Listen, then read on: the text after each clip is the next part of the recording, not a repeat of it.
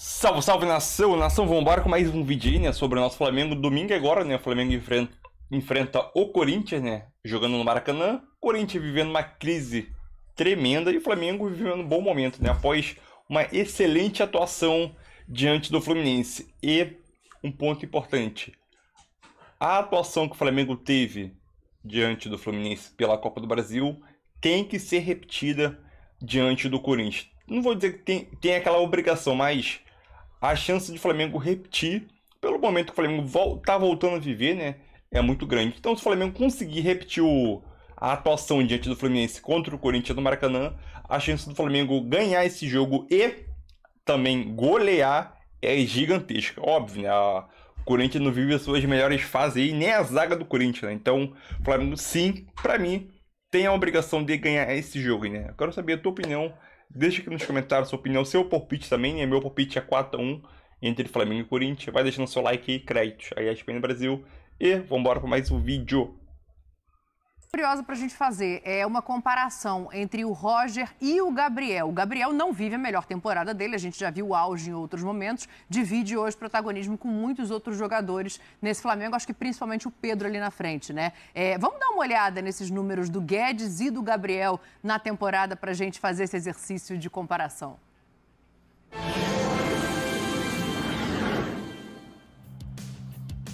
Olha aí, ó, o número de jogos de cada um. O Gabriel tem 2 a mais, 1 gol a menos do que... Ô, Djalma, tem 2 maneiras da gente olhar esses números, né? Uma é comparando o momento bom do Guedes com o momento não tão bom do Gabriel. A gente sabe que pode oferecer muito mais. A outra é um Gabriel num time melhor estruturado do que o Roger, aparecendo com números um pouquinho inferiores, né? Qual pegada você acha que reflete mais a realidade dentro de campo hoje nessa comparação? No paro, é o famoso no paro ímpar de Djalminha. Bom, Dani, primeiro que sim, são jogadores de características diferentes, Sim. né? O Gabigol, ele é muito mais goleador do que o Roger Guedes, né? O Roger Guedes, ele está fazendo muitos gols, mas ele tem outras funções. Ele dribla, ele cruza, ele participa das jogadas. O Gabigol mudou um pouco a sua característica nos últimos tempos, mas é um jogador mais de gol, né? O nome já diz, é Gabigol. Então a função maior dele é o gol. Então, assim, eu acho que os números do Roger Guedes estão excelentes, né? Porque ele não é só goleador, ele também dá assistência, participa mais do jogo. E os números do Gabigol, com toda a fase ruim, não pode dizer que estão ruins seus números, né? Ele está com a média de quase meio gol por jogo. Então, assim, não é uma média ruim dentro de uma equipe que tem outro goleador, que é o Pedro. Então, assim, eu tenho que exaltar muito mais o momento do Roger Guedes do que diminuir o Gabigol e falar que o Gabigol está numa fase ruim, porque os números são bons. É lógico que a gente sabe, né, que o Gabigol ele precisa de mais de 2, de repente, para fazer uma oportunidade de gol. Então, de repente, por isso que falam de uma má fase, né? Porque ele vem participando das jogadas, vem participando bem no jogo. Quando o Fluminense teve a oportunidade, a bola pega na trave agora. Sem dúvida alguma, um momento melhor do Roger Guedes. Aí você me pergunta, e o que isso significa? Num jogo de amanhã, um Flamengo e Corinthians... Domingo. Eu acho que domingo, desculpa. Eu acho que as possibilidades maiores de fazer o gol são do Gabigol, do que do Roger Guedes, apesar dele viver uma grande fase. Porque é aquele negócio, veja com quem ele anda. Sim. Com quem é a companhia do Gabriel. Mas eu posso fazer uma outra pergunta? Claro. Tem um jogador que faz uma falta pro Flamengo. Tá com saudade? Puxa vida, faz falta. Porque o Flamengo foi o malvadão. Marcou igual o malvadão, atacou igual o malvadão. Só faltou o pé para balançar a rede. E esse tem nome, é Pedro. É esse o perfume que a bola gosta. A bola vem dele, pá, pá, Esse é o jogador que faz a diferença. Cadê o Pedro? Vou te dar uma notícia boa, então, Pascoal. O Pedro, assim como o Davi Luiz, voltou a treinar. Então, pode ser que entre nesse jogo. Não sei se vai ter condição de começar, ainda tem um treino amanhã. É contusão muscular, né? Dessa vez sim. O Sampaoli, no dia do jogo, ainda faz ali um treino tático para ver quem tá bem, quem não tá e tal. Então, pode ser que o Pedro já entre nesse jogo. Vocês acreditam? No Pedro, sim. E aí eu não sei se tira o Gabigol, se joga Pedro e Gabigol. Acho que o Pedro tem... Essa é uma boa discussão, né? Pois é, porque ele vive mexendo no time. Acho que o Pedro, mostrando para ele no sábado, amanhã, que ele dá uma decidida no time, no domingo ele até treina de manhã lá, mas já é o time que vai jogar de repente. No sábado é que ele vai resolver, mas desde ontem eles voltaram, hoje mais um treino. Acho que o Pedro, tendo condições, está no time. Agora, não mexeria na defesa para colocar o Davi Luiz, não. Não mexeria, não. Tá boa a defesa com os dois que estão lá? Os dois estão lá muito bem. Vou tirá-los agora, tirar um deles. Escolher quem? Fabrício ou Léo? Nenhum, nem outro. Não vai inventar de novo de você ter 3 zagueiros, porque aí você não deixa, né? O Nath está com as ideias estranhas. Isso ela não deixa. Ele tá dando ideia. Não, é ele que tá com as ideias começou. Ele não começou com 3 zagueiros, São Paulo? Não, ele começou, mas agora eu acho que ele achou a linha de defesa então, dele assim, com 4 homens. O Pedro, ali, os volantes. nossa, reforço fundamental para esse clássico aí, para qualquer jogo que ele tiver, porque a fase dele é sempre boa. O Pedro tá bom? O Davi Luiz, não, ele tá... Voltou a treinar. Fez o bobinho ontem, sabe aquela que você fazia? Aquele treino de bobinho, deu aquela corridinha. Agora hoje já teve certamente um treino. Um treino um pouco mais puxado e amanhã de manhã treina e decide. Aí o São Paulo decide. Porque eu sou favorável, você sabe qual é a minha tese a respeito de jogador bom, né? Jogador bom você tem que botar para jogar. Ah, mas ele vai jogar 45 minutos. Legal. Fez o que tinha que fazer em 45 minutos, porque eu não sei se no segundo tempo ele vai ter que correr muito mais para tentar salvar o time numa virtual derrota parcial. Sim. Então, bota desde o início. Desde o início o placar está 0-0 e 0 no tempo. Então, joga lá. Se estiver legal, eu sempre acho que o Pedro... O Davi Luiz não, né, do jeito que está ali. O Davi Luiz não, eu concordo. Aqui o Davi Luiz... Ô, Pascoal... Eu acho que ele perdeu o espaço. Diga, Djalma. Só uma perguntinha, eu colocaria o Pedro também, Pascoal, mas você tiraria quem para colocar o Pedro? Aí a gente tem que fazer uma análise e ver o que ele pretende do jogo. Pode escolher, do goleiro até o Cebolinha no ponto esquerdo, qualquer um, Djalma. O que eu ia falar é o seguinte... Até o goleiro. Tirando o primeiro volante, né?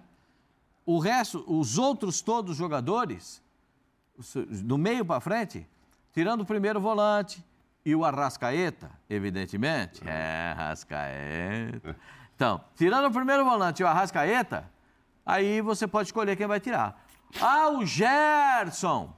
Pode ser. Ah, eu vou falar, ele vai ficar chateado. O Everton Ribeiro. Esse já não vai estar. A dúvida de Djalma. O conselheiro Miranda já mandou mensagem aqui. Luiz. Pode tirar o Ribeiro. O Ribeiro tá fora mesmo. Eu já não tô nem contando com o Ribeiro, Djalma.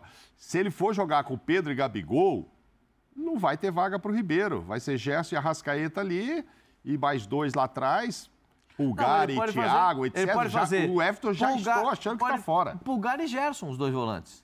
Mas... Pulgar e Gerson. Mas eu acho... E aí tira o Thiago. Aí, eu não acho que o Thiago esteja jogando essa maravilha toda, não, hein? Não, também não acho que faz a melhor temporada dele, não. Não tô achando que render mais com o Dorival. Não tá jogando essa maravilha toda, não. O Vitor, o menino. O Pulgar é duro para tirar. O Pulgar, então... O Pulgar é difícil para tirar. A minha dúvida, Djalma, é se... Porque assim, Eric eu acredito que o Pedro entra.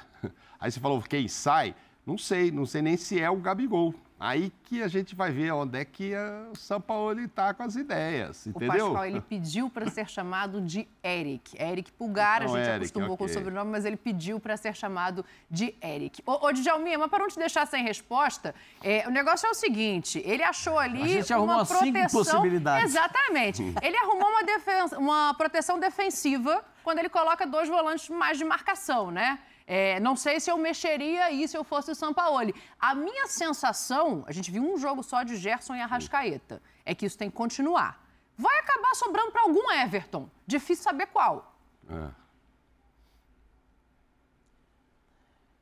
Dani, assim, eu acho que o Flamengo, ele deu uma melhorada e acertou muito quando conseguiu reforçar esse meio de campo. eu acho que o meio de campo reforçado da maneira que ele ficou, esses dois jogadores criativos que todo mundo sempre fala, tem que sair o Everton é um jogador muito inteligente, muito bom jogador, e na minha opinião, se ele não estiver numa má fase, ele não tem que sair da equipe, é muito fácil, todo mundo tira o Everton Ribeiro, então acho que o Flamengo conseguiu dar consistência defensiva com os dois volantes e com os dois meias de criatividade, né? Tanto a Arrascaeta quanto o Everton Ribeiro. Tem 3 vagas para 2 jogadores, Cebolinha, Pedro e Gabigol. Obviamente que o Pedro 100% é o titular dessa equipe, colocaria o Pedro. A briga, na minha opinião, fica entre Gabigol e Cebolinha, para ver quem vai jogar ali na frente com o Pedro, porque eu acho que esse meio de campo foi que fortaleceu a equipe do Flamengo para que não ficasse, como sempre vinha ficando, muito desguarnecida na parte defensiva, em função de não ter uma forte marcação no meio de campo. Então, acho que quem entre, o Pedro, e quem saia, esse jogador que vai sair, para mim, tem que ser de frente, porque o meio de campo foi que conseguiu dar um equilíbrio maior nessa equipe, até mesmo conseguir pressionar essa equipe do Fluminense lá em cima, e não precisando daquela linha de 3 que vinha jogando habitualmente, com o meio de campo enfraquecido. Só para lembrá-la, lembrar a senhorita que não faz muito tempo que ele mudou de ideia, o Sampaoli não. Contra o Bahia, jogou o Davi Luiz no meio e os 2 titulares ali do lado. É que não tinha o Pedro, então só o Gabigol na frente. O Everton Ribeiro não foi titular. Então ele jogou com 3 zagueiros muito recentemente. Então, sabe-se lá, de repente, eu estou falando que o Davi não precisa voltar, porque os 2 estão dando conta. Mas eu não sei o que passa na cabeça dele. De repente, ele volta a colocar o Davi ao lado do Léo e do Bruno. Eu acho que funcionou mais o time com 2 volantes do que com 3 zagueiros. Eu também acho. Acho que o Flamengo funcionou melhor com 2 volantes do que com 3 zagueiros. Sim, mas é porque não faz tanto tempo. Porque quando ele chegou, ele usou 3 zagueiros. Depois ele desistiu disso. Não, contra o Bahia ele não desistiu, não. Aí que eu tô lembrando que o Davi jogou ali. 3 zagueiros é sempre muito, na cabeça dele, é muito viva. E desde que um zagueiro tenha velocidade para a saída pelo lado. Como ele tem 2 zagueiros que podem sair com velocidade, o Fabrício Bruno pode sair pela direita, ele tem velocidade. Eu já disse aqui que o Fabrício Bruno é um dos jogadores mais rápidos de zaga do futebol brasileiro. Poucos jogadores têm o poder de recuperação do Fabrício Bruno. O Léo sai para jogar bem. Sim. Também consegue fazer. Então, se ele fizer uma trinca com a saída pelas laterais com esses caras, ele não vai perder muita coisa. Só que ele tem 2 laterais que apoiam muito. Então, ele tem que aparecer. Eu fiquei com uma dúvida agora aqui, e como a gente sabe como é que o Sampaoli pensa jogo a jogo e monta o time jogo para jogo, dependendo do comportamento do adversário, eu fiquei imaginando, Cebolinha e Fagner não é uma bela batalha? É interessante. Entendeu? Cebolinha e Fagner. Não é você pensar, porque você já vai... Porque o Corinthians tem uma válvula de escape com o Fagner.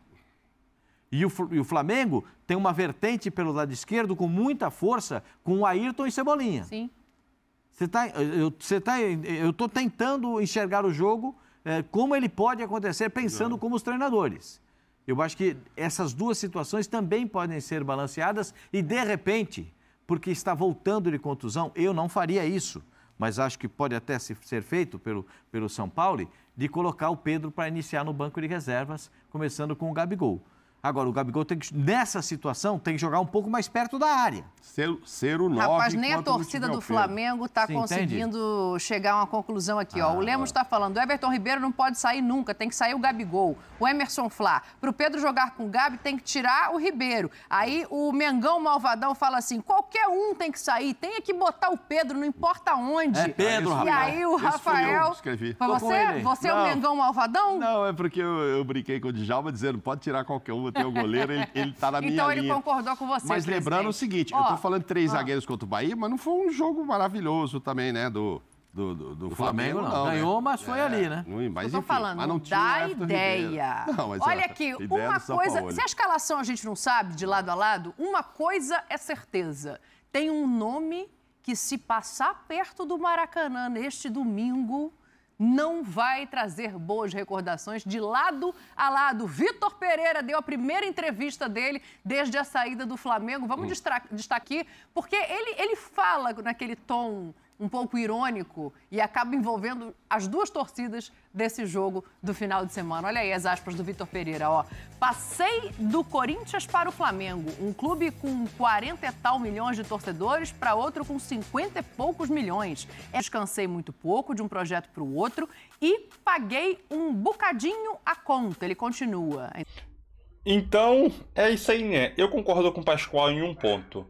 Se o Pedro é um dos melhores jogadores do Flamengo e está voltando de lesão, se ele começa no banco ou começa de titular, obviamente que ele não vai conseguir jogar os 90 minutos, correto? Correto. Não vai conseguir jogar os 90 minutos. Então, coloca ele como titular. Se for colocar ele para buscar um resultado, geralmente assim, atacante voltando de lesão, coloca no segundo tempo, para jogar os 45 minutos. É mais fácil você colocar ele no primeiro tempo, o jogo tá 0-0, o crono tá zerado também, para tentar buscar uma vantagem no placar, diante do seu adversário, do que botar no segundo tempo e eventualmente tu tá perdendo o jogo, né? E buscar um empate ou até uma virada, né? Do placar. Então aquilo, eu acho que o Pedro ele tem que começar como titular. Aí, Pedro começando a titular, quem sai? Aí não é comigo, aí é o São Paulo que vai decidir isso, né?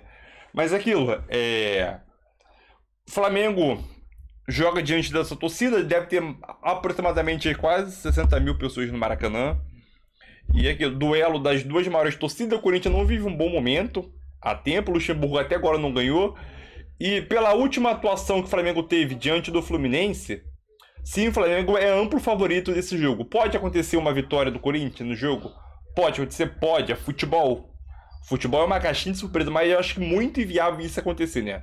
O que a gente espera, ou todo mundo espera, ou até os próprios torcedores do Corinthians, é uma vitória do Flamengo. Ou até uma goleada, né? Uma goleada não seria surpresa para nenhum Flamengo golear o Corinthians, né? Se o Flamengo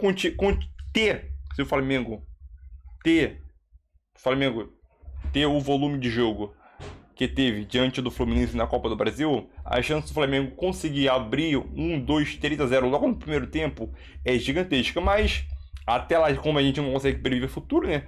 Vamos esperar o dia do jogo para ver o que vai acontecer, né? E depois do jogo aqui, a gente faz o react aqui, né? Outro ponto, eu quero saber o teu palpite aí, o meu palpite é 4-1 Flamengo, deixa seu palpite nos comentários e ainda o